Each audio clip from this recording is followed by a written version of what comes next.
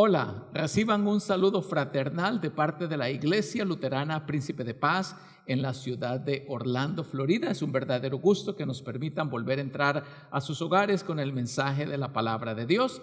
Estamos iniciando una nueva estación en el calendario cristiano, la estación de Cuaresma, que comenzó este miércoles que acaba de pasar, que llamamos el miércoles de cenizas, donde recordamos que somos polvo y al polvo volveremos, nuestra fragilidad humana. Hoy es el primer domingo de Cuaresma, 21 de febrero del año 2021, y vamos a iniciar ese tiempo de adoración con el cántico de apertura titulado Vienen con alegría, Señor.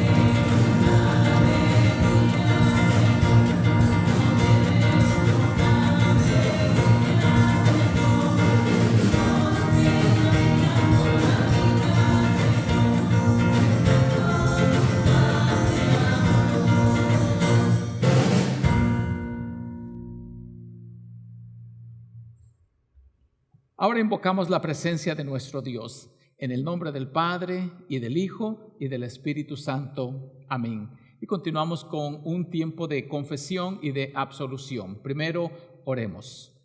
Padre de toda misericordia y consolación, ven a auxiliar a tu pueblo para que se vuelva del pecado y viva solo para ti. Danos el poder de tu Espíritu Santo para que oigamos tu palabra, confesemos nuestro pecado, recibamos tu perdón y crezcamos en la plenitud de tu Hijo Jesucristo, nuestro Señor y Salvador. Amén. Oigamos la exhortación a la confesión. Hermanos y hermanas, como pueblo redimido del Señor, iniciamos la época de Cuaresma, un peregrinaje de 40 días, por medio del cual recordamos los 40 días que nuestro Señor Jesucristo pasó en el desierto, ayunando, orando y siendo tentado por el diablo. Esos días deben ser un tiempo de reflexión y meditación en nuestra condición humana como criaturas frágiles y pecadoras que necesitan de la gracia y misericordia de Dios para ser restauradas. Les exhorto a que se humillen delante de Dios, reconozcan sus muchos pecados y los confiesen, y que por medio de la fe en Cristo reciban el perdón que Dios otorga por medio de la muerte de su amado Hijo Jesucristo. Les invito a que tomemos un breve momento de silencio.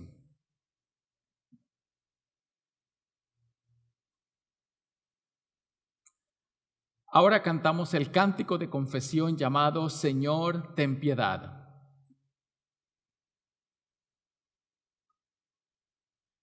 Confesemos nuestros pecados contra Dios y contra nuestros prójimos, diciendo todos juntos: Padre Santo, confesamos que a pesar de tus muchos favores nos hemos apartado de ti, al no seguir fielmente los pasos de Jesucristo y al no amar a nuestro prójimo como tú mandas. Perdónanos por poner nuestra mirada en otras personas y cosas de este mundo y no en Cristo, y por nuestra falta de perseverancia en la fe cuando enfrentamos pruebas y tentaciones. Ten piedad de nosotros, pobres pecadores. Oigamos las palabras de absolución. Pueblo de Dios, escuchen la buena noticia del Evangelio. Por medio de la muerte y resurrección de Jesucristo, Dios se ha reconciliado con nosotros los pecadores y por la fe en Él nos concede el perdón y vida eterna. Les declaro el perdón completo de todos sus pecados en el nombre del Padre y del Hijo y del Espíritu Santo. Amén. Y con la seguridad de que Dios ha escuchado nuestra plegaria de perdón, vamos a continuar con el tiempo de las lecturas bíblicas, y la primera se encuentra en la carta a los Filipenses.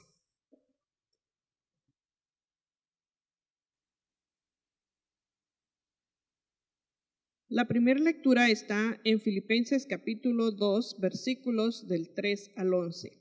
No hagan nada por contienda o por vanagloria, al contrario, háganlo con humildad y considerando cada uno a los demás como superiores a sí mismo. No busquen nada, cada uno por su propio interés, sino cada cual también el de los demás. Que haya en ustedes el mismo sentir que hubo en Cristo Jesús, quien siendo en forma de Dios, no estimó el ser igual a Dios como cosa a que aferrarse, sino que se despojó a sí mismo y tomó forma de siervo y se hizo semejante a los hombres, y estando en la condición de hombre, se humilló a sí mismo y se hizo obediente hasta la muerte y muerte de cruz. Por lo cual Dios también lo exaltó hasta lo sumo y le dio un nombre que es sobre todo nombre, para que en el nombre de Jesús se doble toda rodilla de los que están en los cielos y en la tierra y debajo de la tierra, y toda lengua confiese que Jesucristo es el Señor, para gloria de Dios el Padre. Esto es palabra de Dios. Te alabamos, Señor. La lectura del Evangelio la encontramos en San Marcos capítulo 1, versículos 9 al 20. Por esos días llegó Jesús desde Nazaret de Galilea y fue bautizado por Juan en el Jordán. En cuanto Jesús salió del agua, vio que los cielos se abrían y que el Espíritu descendía sobre él como una paloma. Y desde los cielos se oyó una voz que decía: Tú eres mi Hijo amado, en quien me complazco. Enseguida, el Espíritu llevó a Jesús al desierto, y allí fue puesto a prueba por Satanás durante 40 días. Estaba entre las fieras y los ángeles lo servían. Después de que Juan fue encarcelado, Jesús fue a Galilea para proclamar el evangelio del reino de Dios. Decía: El tiempo se ha cumplido y el reino de Dios se ha acercado. Arrepiéntanse y crean en el evangelio. Mientras Jesús caminaba junto al lago de Galilea, vio a Simón y a su hermano Andrés. Estaban echando la red al agua porque eran pescadores. Jesús les dijo: síganme, y yo haré de ustedes pescadores de hombres. Enseguida, ellos dejaron sus redes y lo siguieron. Un poco más adelante, Jesús vio a otros dos hermanos, Jacobo y Juan, hijos de Zebedeo, quienes estaban en la barca y remendaban sus redes. Enseguida Jesús los llamó, y ellos dejaron a su padre Zebedeo en la barca con los jornaleros y los siguieron. Esto es palabra de Dios.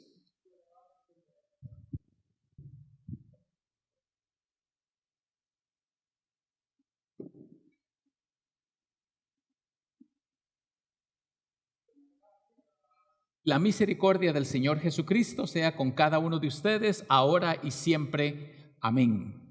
Estamos iniciando la época de Cuaresma y por tanto estamos iniciando también una nueva serie de mensajes basados en un libro escrito por uno de nuestros pastores, colegas luteranos. Esa es la portada del libro, Being Challenged. Es un libro que nos habla de cómo la vida de Cristo es un reto para nosotros, y aunque el libro no lo tenemos en español, lo traje aquí por si acaso a alguien le interesa. La iglesia tiene muchas copias y por una donación usted puede tener su copia. Si habla y lee inglés, ahí está disponible en la iglesia, pero de todas maneras yo voy a estar utilizándolo como base, traduciendo la mayor parte de él. Así que en español le puse el desafío de ser como Jesús. Ese es un gran desafío y en el subtítulo ponemos el reto de 40 días para ser como Jesús. Es un gran reto el que se nos presenta, llegar a la imagen de la estatura de nuestro Señor Jesucristo, pero nos es presentada en las Sagradas Escrituras y por tanto debemos seguir sus pisadas. Es decir, este reto de ser como Jesucristo significa en esencia seguir las pisadas de nuestro Señor Jesucristo, lo cual no es fácil, pero es el desafío que se nos está presentando.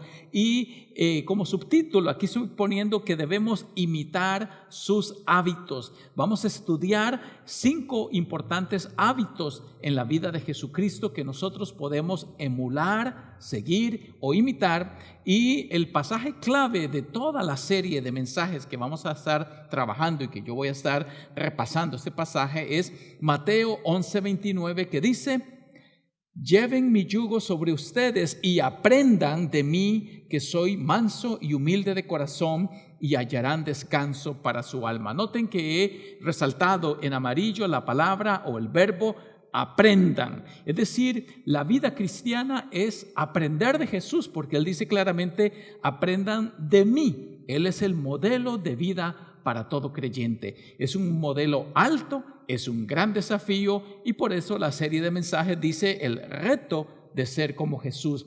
Este pasaje aparece en otra versión en español, esas versiones que ponen un lenguaje más fácil, parafraseado, y me gustó esta paráfrasis que dice: anden conmigo y trabajen conmigo, vean cómo lo hago yo.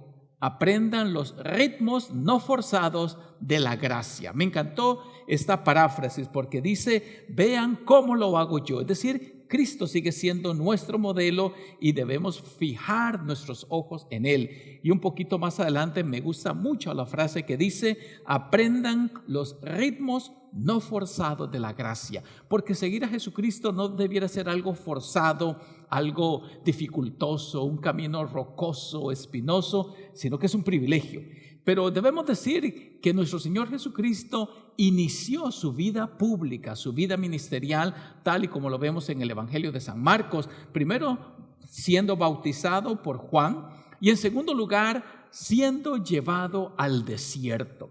Y debemos decir de entrada de que esto resulta difícil, seguir a Cristo en el desierto, porque el desierto físicamente es un páramo sin vegetación, viento, sol, arena. Es muy difícil andar en el desierto, y dice que Cristo pasó 40 días en el desierto, pero si Él va allí, de alguna manera el desierto es también para nosotros un un modelo de camino y vamos a estudiar un poquito acerca de qué podemos aprender de Jesucristo. Pero como vamos a hablar de los hábitos que practicaba Jesucristo, como esta soledad de estar aparte, orando y dedicándose a Dios, quiero decir que es difícil cambiar de hábitos. Es difícil cambiar de aquellas rutinas o ritos que tenemos de hacer cada día. Y hablando de esto, hubo un experimento más o menos en el año 1956 que me llamó mucho la atención. Y la pregunta del experimento era: ¿cuál de las 3 líneas de la derecha es del mismo tamaño de la que está a la izquierda? No les he puesto las líneas porque quiero que piensen la pregunta. ¿Cuál de las 3 líneas de la derecha es del mismo tamaño de la línea que está a la izquierda? Dele un vistazo a esta pantalla donde usted puede ver que aquí a mi izquierda hay una línea y aquí hay 3. ¿Cuál de esas 3 líneas es igual a la que está solitaria en este lado? Yo creo que el ejercicio no es tan difícil y si estuvieran aquí presentes diría que levante la mano los que piensan que es la A, la B o la C. Pero piénselo, de todas maneras, observe el patrón porque es una pregunta de un experimento científico. Ahora, es muy probable que la mayoría haya respondido que la línea C es igual a la línea que tenemos aquí en este lado. Sin embargo, en el experimento, en 1956, el 76% de los que fueron probados en ese experimento, el 76% respondió que era la línea A. Ahora, aquí había un truco interesante, leer el experimento que usted lo puede encontrar en internet, es bien interesante. Ese era un experimento controlado donde entraban unos 5 individuos con un grupo, digamos, de 40, pero esos 40 individuos ya habían sido entrenados por los científicos de decirles a todos que respondieran que la línea correcta era la A, cuando en verdad es la C. Y entonces lo que empezaron a comprobar es que cuando la mayoría decía que la línea correcta era la A, aún aquellos que decían, no, pero debe ser la C, se dejaron llevar por la multitud. Se dejaron llevar por la multitud. Y esto quiere decir que nosotros somos muchas veces forzados por la presión de grupo a tomar decisiones. Es decir, esperamos que el grupo diga algo y aunque a nosotros nos pareciera que era la línea C, si la mayoría decía que era la línea A, entonces nos sentíamos tentados a apoyar esa opción, cuando en verdad sus ojos no lo engañan. La respuesta correcta es la línea C. Así que el experimento lo que prueba es que nos dejamos llevar por la opinión de la mayoría. Unos pocos no se dejarán arrastrar, pero así es nuestro cerebro. Nuestro cerebro, porque estamos hablando de hábitos, es un cerebro que ya tiene ciertos patrones de conducta, ciertos patrones que nos inclinan para un lado o para otro lado. Y nuestro cerebro, a lo largo de todos los miles de años de evolución, es un cerebro en verdad perezoso. Es un cerebro perezoso y en general nuestro cerebro está programado para relajarse, para buscar lo fácil, para estar en descanso, para la satisfacción instantánea. Así es nuestro cerebro y cuesta mucho cambiarlo. Dice que más del 40% de nuestras acciones ya están programadas en nuestro cerebro. Son, por decirlo así, habituales. Es decir, no tomamos la decisión de lavarnos los dientes, ir al baño, no tomamos la decisión de comer a ciertas horas o de hablar ciertas cosas o escuchar cierta música o ver cierto programa de televisión. Nuestro cerebro quiere llevarla suave y cuando usted le presenta un reto, se resiste, pero nuestro cerebro puede ser reprogramado, puede ser entrenado. ¿Por qué menciono esto? Porque como vamos a hablar de los hábitos de la vida de Jesús, pensamos que son difíciles, pero es posible reprogramar nuestro cerebro, es posible cambiar, aunque muchas veces hablamos de una vida espiritual. Muchas veces es la batalla de la mente la que debemos vencer y para crear nuevos hábitos hay que ejercitar el cerebro y el cerebro se va a resistir. ¿No es cierto cuántos hicieron la resolución a fin de año para enero, entrar a enero, de que iban a hacer ejercicios, iban a tener una mejor dieta, de que iban a salir a correr o iban a cambiar de talos hábitos? Y es probable que a esas alturas, que aunque haya comenzado bien, ya no esté cumpliendo con esos hábitos. Y eso simplemente nos dirige a ese punto de que es difícil cambiar de hábitos. Sin embargo, la meta se nos presenta en la Biblia. La meta es ser como Jesús. Claramente el apóstol Pablo, en una de sus cartas en la Biblia, dice de que hasta que todos lleguemos a la medida de la estatura del Hijo de Dios. Cristo sigue siendo la meta. Otro pasaje de la Biblia en Hebreos capítulo 12, verso 2, dice que puesto los ojos en Jesús, el autor y consumador de la fe. Por eso, ser como Cristo requiere disciplina. Disciplina. Y esa es la parte difícil. Para reeducar la mente, para reeducar a nuestro cerebro, se requiere disciplina, consistencia, perseverancia, persistencia, y eso no es fácil, pero es posible, porque muchos lo hemos logrado, muchos hemos roto los patrones antiguos que nos ataban a una antigua vida. Y una vez más, volviendo a uno de los seguidores de Jesús, el apóstol Pablo, encontramos en una de sus cartas donde él habla de su disciplina. Dice: ¿acaso no saben ustedes que, aunque todos corren en el estadio, solamente uno se lleva el premio? Corran pues de tal manera que lo obtengan. Todos los que luchan se abstienen de todo. Ellos lo hacen para recibir una corona corruptible, pero nosotros para recibir una incorruptible. Ahora vean el ejemplo de Pablo. Él ahora pone su situación. Dice: así que yo corro y lucho, pero no sin una meta definida. No lo hago como si estuviera golpeando al viento. Y vean la última parte. Más bien disciplino mi cuerpo y lo someto a servidumbre, no sea que después de haber predicado a otros, yo mismo quede eliminado. El apóstol Pablo dice que compara la vida cristiana y el crecimiento a una carrera en el estadio. Pero para estar en ese estadio, el atleta tiene que disciplinarse, esforzarse, practicar, quitar los malos hábitos, comer mejor alimentación, ejercitarse y qué sé yo, tantas cosas que sean involucradas para una carrera. Y Pablo dice que él así disciplina su cuerpo. Otra versión dice que él golpea su cuerpo. Y lo que quiere dar a entender él es que él no deja que las cosas sucedan al azar. Él las encausa a un propósito, y eso es disciplina. Es encauzar su vida, sus palabras, su tiempo a un esfuerzo mayor, en este caso, ser discípulo de Jesucristo. Requiere disciplina. Es la forma en que podemos incorporar los hábitos que Jesucristo practicaba para nosotros. Pero una vez más, mis hermanos, esto requiere disciplina, dedicación, entrega, no golpear a lo loco como que uno no tiene meta. Yo creo que todos, cuando nos subimos al vehículo o un autobús, lo hacemos con un propósito, porque tenemos un punto de partida y un punto de llegada. Nadie lo hace al azar a ver qué sucede. Tenemos una meta en mente, y ser discípulo de Jesucristo requiere tener esa disciplina para poder imitar sus hábitos. Y de eso es lo que nos habla el libro del desafío de ser como Cristo, cómo imitar sus hábitos. Y nos encaminamos a estudiar algunos de esos hábitos.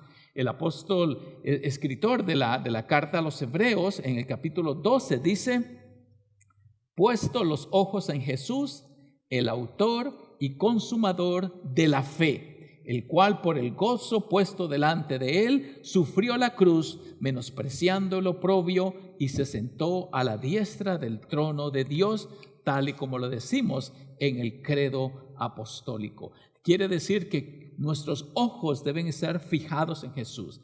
El problema es que la mayoría de las personas ponen sus ojos en un ser humano, sea el pastor, la diaconisa, un amigo que conoce, alguien que iba a la iglesia, y cuando esa persona falla, porque todos somos frágiles, todos somos pecadores, todos tenemos debilidades, entonces nos desanimamos.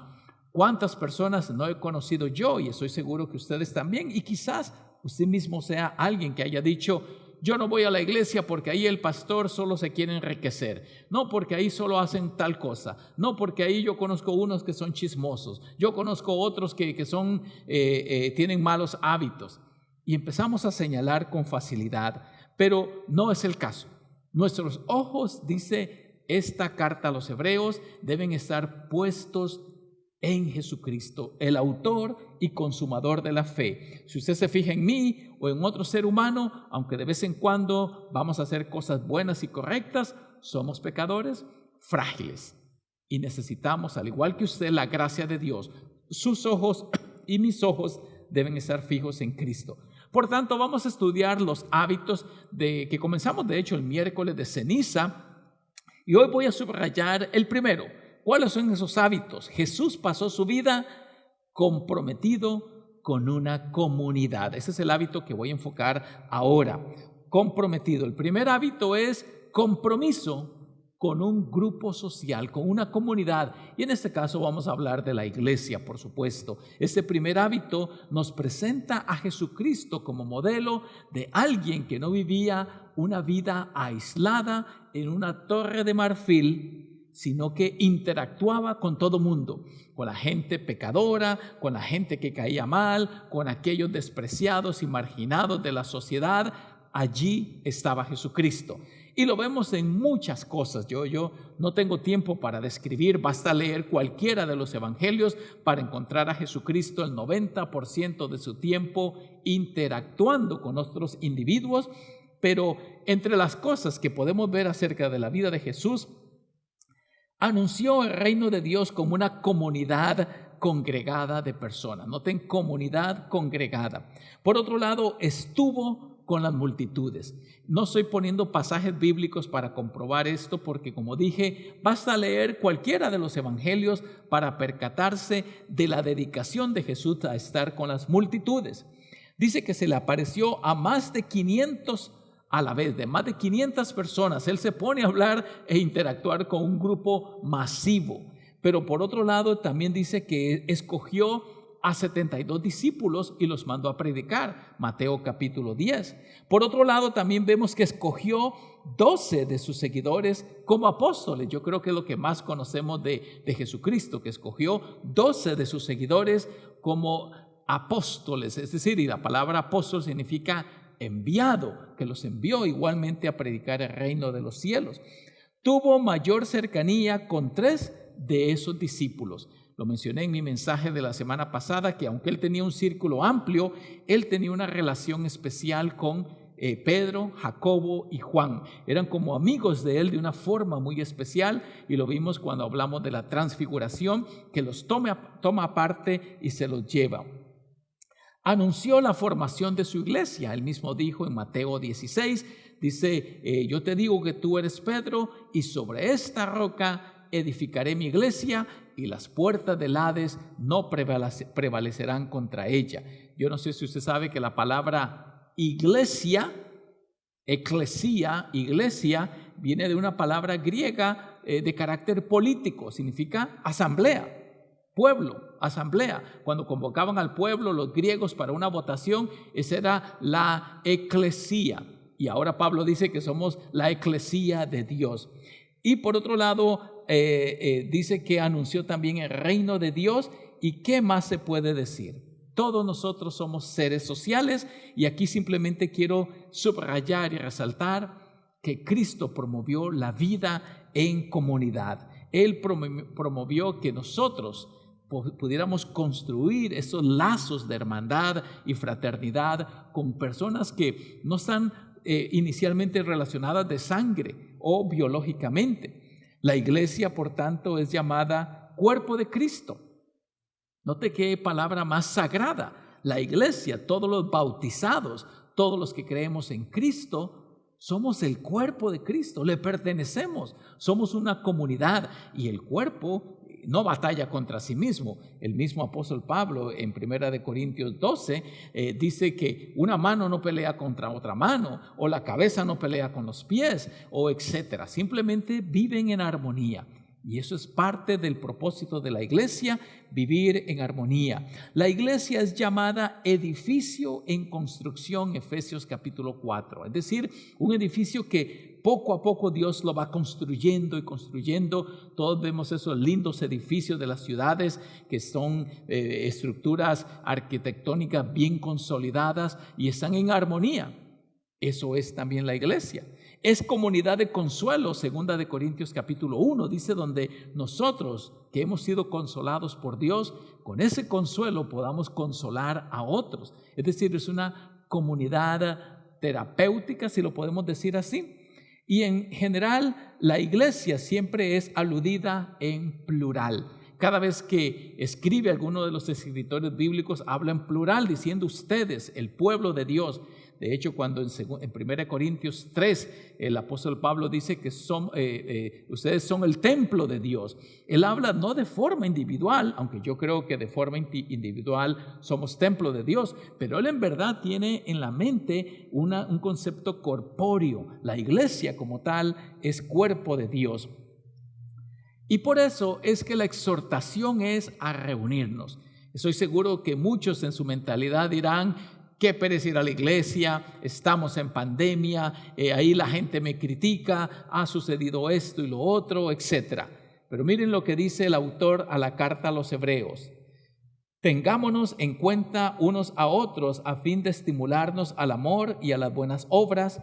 No dejemos de congregarnos como es la costumbre de algunos, sino animémonos unos a otros, y con más razón ahora que vemos que aquel día se acerca. Note allí que he puesto resaltado: no dejemos de congregarnos. La iglesia es de capital importancia para el crecimiento y la madurez cristiana. Y por eso el autor a los Hebreos dice que eso no debe ser parte de la vida cristiana, el dejar de congregarnos. Por el contrario, dice, cuando vemos que aquel día de la venida de Jesucristo se acerca, con mucha más razón debemos buscar el congregarnos como pueblo de Dios. Entonces, este primer hábito habla de la importancia de vivir en comunidad, la importancia de tener ese hábito de buscar al pueblo de Dios, la iglesia, con todo y sus imperfecciones, pero puesta nuestra mirada en Jesucristo. Él es el modelo perpetuo de vida cristiana. Cristo vivió en comunidad, fue criticado por andar con los pecadores, fue señalado por juntarse con publicanos, pero Él se acercó a la gente y con ellos los convirtió en discípulos que a su vez llevaron su palabra a otros lugares. Por tanto, usted que me escucha, cada uno de nosotros no debemos menospreciar o subvalorar la importancia que tiene el reunirnos, el congregarnos y ser parte activa, lo cual quiere decir involucrarse en la vida de la iglesia, en algún ministerio, de tal manera que esta iglesia sea vibrante y rebosante en la comunidad. Todos sabemos que nuestras compañías dicen quiénes somos. De hecho, el proverbista dice en 13:20, quien se junta con sabios, sabio se vuelve. Quien se junta con necios, acaba mal. Tenemos que buscar con quién juntarnos. Este proverbio que acabo de leer, creo que es muy conocido en la cultura hispana de esta forma: dime con quién andas y te diré quién eres. Y puse allí la cita mamá, porque lo más seguro es que su mamá, al igual que la mía, nos decía lo mismo. De tal manera que debemos ser intencionales con quienes nos juntamos, porque como dije al principio en el experimento, nuestra conducta y pensamiento es influenciada por el grupo, y aunque el grupo que presentamos en el experimento de las barras era un grupo que estaba engañado y preparado para engañar, de todas maneras nosotros nos juntamos con aquellos que han sido bautizados y redimidos en el nombre del Señor, y por tanto este primer hábito nos habla de tener ese compromiso con una comunidad que es la iglesia. Y ahora que la paz de Dios, que sobrepasa todo entendimiento, guarde sus corazones y mentes en Cristo Jesús, Señor nuestro. Amén. Vamos a continuar nuestro tiempo de adoración con un himno tradicional en la vida cristiana. Me imagino que para algunos les traerá recuerdo los que solían ir por muchos años antes a la iglesia. Se titula Me guía Él.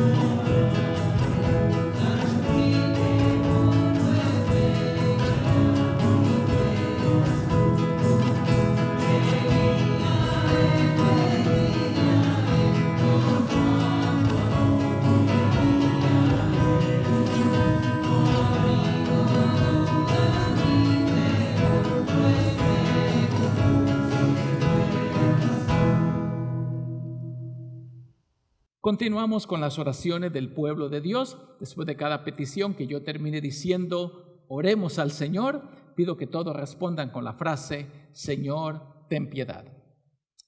En paz, oremos al Señor. Señor, ten piedad.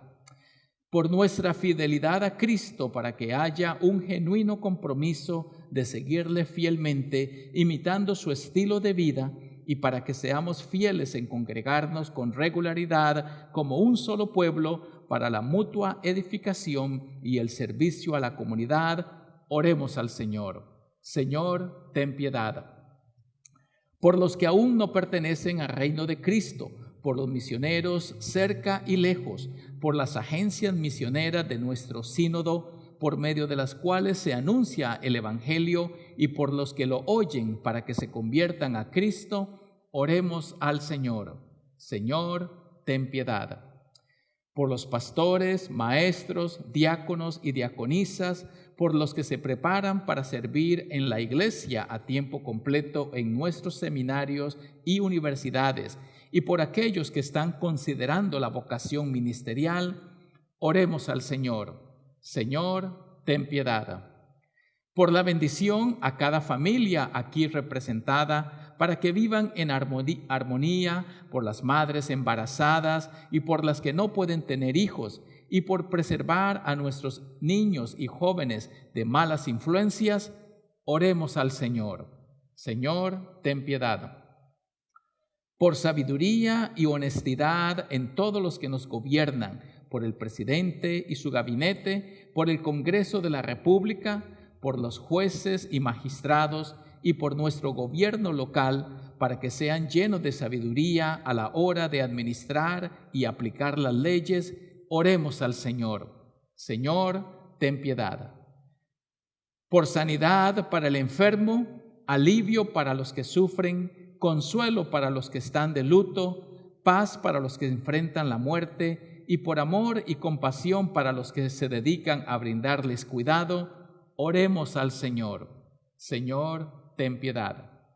Por todo trabajo y ocupación honesta, por el buen uso de los frutos de nuestras labores y por ser generosos con los necesitados y por los diezmos y ofrendas que acompañan nuestro sacrificio de alabanza y acción de gracias, oremos al Señor. Señor, ten piedad. Todo esto lo pedimos y los ponemos en tus manos, creyendo en nuestro Señor Jesucristo, que vive y reina contigo y con el Espíritu Santo, siempre un solo Dios, por los siglos de los siglos. Amén. La paz del Señor sea con ustedes siempre y con tu espíritu. Oremos como nuestro Señor Jesucristo nos enseñó. Padre nuestro que estás en los cielos, santificado sea tu nombre. Vénganos tu reino, hágase tu voluntad, así en la tierra como en el cielo. El pan nuestro de cada día, dánoslo hoy, y perdona nuestras deudas, así como nosotros perdonamos a nuestros deudores. Y no nos dejes caer en la tentación, mas líbranos del mal, porque tuyo es el reino, el poder y la gloria, por los siglos de los siglos. Amén. Hemos concluido prácticamente ese servicio de adoración y siempre ocupo los últimos minutitos para saludar a todos los que nos ven. Quiero animarles a que usted pueda compartir este servicio grabado con sus amigos y amistades. Quiero decirles que estamos haciendo un esfuerzo para que muy cercanamente podamos tener esos servicios siendo transmitidos en vivo. Así que estamos trabajando y coordinando detalles y puede ser que entonces en los próximos domingos usted pueda sintonizar nuestro canal de YouTube o Facebook Live, donde vamos a estar transmitiendo en vivo nuestro servicio de adoración cada domingo. E igualmente en ese caso, al finalizar el servicio, va a ser grabado y editado para que usted lo pueda escuchar en cualquier otro momento. También les quiero recordar que la distribución de alimentos que tenemos en la iglesia se va a realizar el 27 de febrero de 9 a 11 y siempre necesitamos voluntarios que nos ayuden en la distribución. Si usted tiene disponibilidad, favor contactarme y nos ponemos de acuerdo para ello.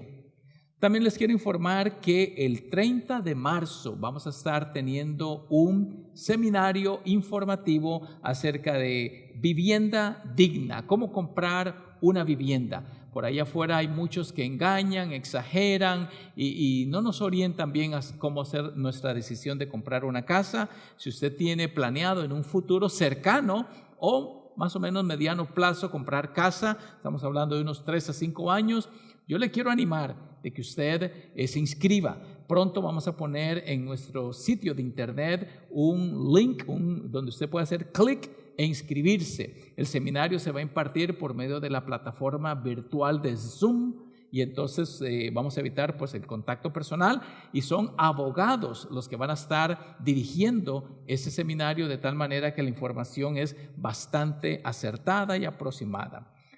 Lo último que quiero mencionar es que el sábado 27 de marzo de 9 a 12 voy a tener una clase para nuevos miembros. Esa clase la doy de forma regular e invito a aquellos que están viniendo a adorar con cierta frecuencia a la iglesia y se sienten cómodos en esta atmósfera de adoración para que se puedan unir formalmente a nuestra iglesia como miembros. Así que en ese seminario o este taller lo que hago es explicar las creencias de la iglesia luterana, de dónde venimos y sobre todo cómo usted puede ser parte activa en los ministerios de la iglesia. Así que reserve el 27 de marzo de 9 a 12 mediodía.